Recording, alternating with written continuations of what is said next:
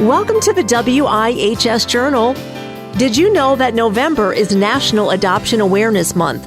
On the phone line with me today is a statewide recruiter from the Department of Children and Families. Her name is Jacqueline Ford. What is new? Since we haven't talked, what is new lately with DCF? The Department of Children and Families, of course, like everyone, COVID and the pandemic has, affected us, but we haven't stopped working. We just had to pivot and find new ways to be able to reach our families and work together. And I think we're all just adjusting to this new norm, like everyone else is. But it's still business as usual at DCF, and things are going very well. That's great. So I know this month is very significant. Maybe we can talk about that too. Sure. So each November, we celebrate National Adoption Awareness Month. And that's not only an opportunity for us to shed a light on the children in our Heart Gallery who need a forever family, but it's also an opportunity for us to celebrate our adoptive families. So recently there was some adoption, so let's talk about that. Yes, so November 20th was the day that we celebrated National Adoption Month. And this occurs all over the United States, and it's an opportunity for courts to open up their doors and finalize adoptions for children who are waiting for that permanency. So this year, of course, things were much different than in the past years where the courtrooms were filled and photographers were there and our media partners who have been so great at chronicling all of our work. Things were different this year. So the adoptions, there were 20 of them statewide, and they happened virtually.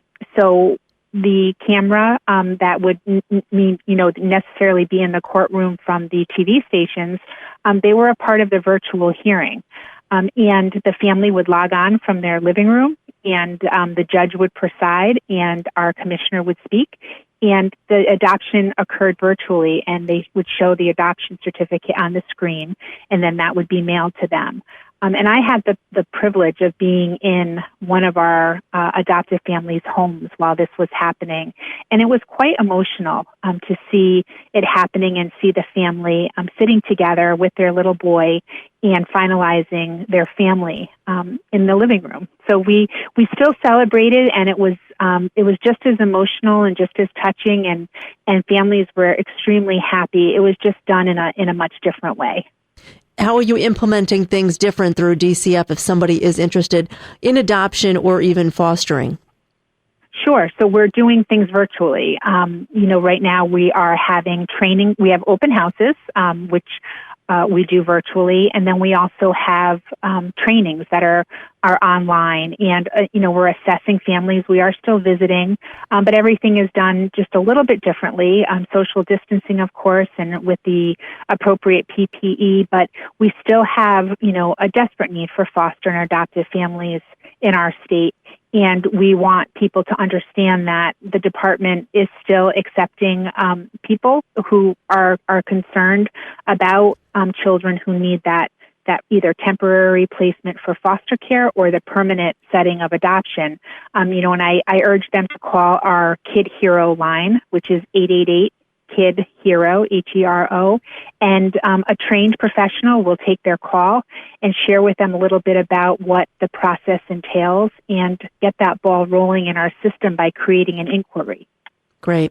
If you're just tuning in right now, I'm talking with Jackie Ford from the Department of Children and Families, a great advocate for DCF for so many years. So have you found in this season of COVID-19, do you think there's still a great need for foster parents and adoption? There absolutely is. Nothing has changed. The pandemic has definitely, isolated us and, changed the way that we do our work. And we had to pivot and make sure that we were, covering all bases in a new, innovative way. But it didn't change the need for us to have more foster and adoptive families. And, I don't believe we'll ever really reach a magic number. We need to have as many foster and pre-adoptive homes licensed so that when we have a child, we can make a perfect match, match them with a family that would be the perfect family for that child or that sibling group of children.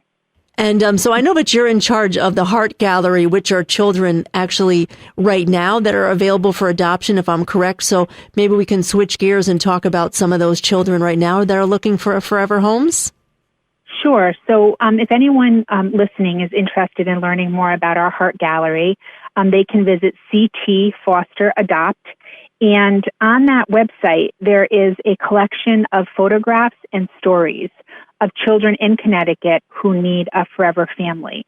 And these children, our goal always is to reunify children to their biological families whenever safely possible.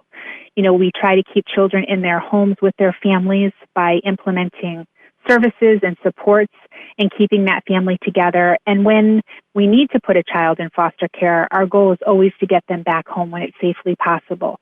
But when that isn't possible and the family is unable to rehabilitate to be able to safely care for their children, we look for pre-adoptive homes.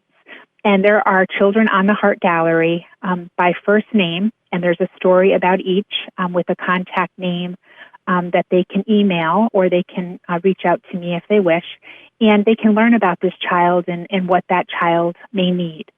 So currently on the Heart Gallery, we have sibling groups, and we have children who may have a special health need or maybe a teenager.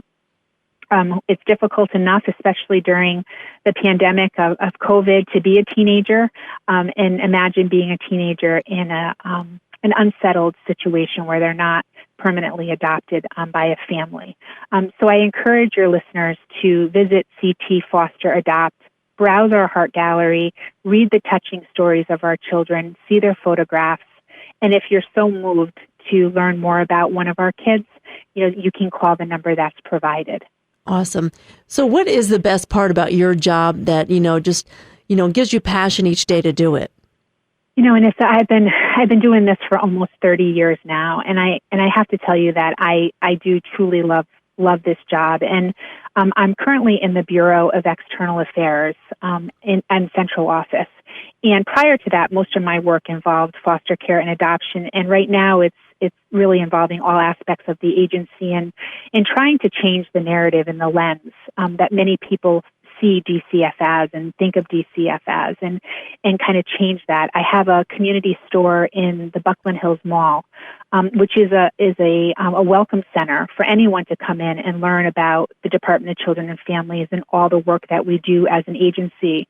But I have to tell you that, foster care and adoption is so rewarding because foster families and adoptive families like you and your husband are just selfless and exceptional, and they provide a happily ever after for our kids. But what's also so amazing to experience are families who stay together and accept the services that we put in place.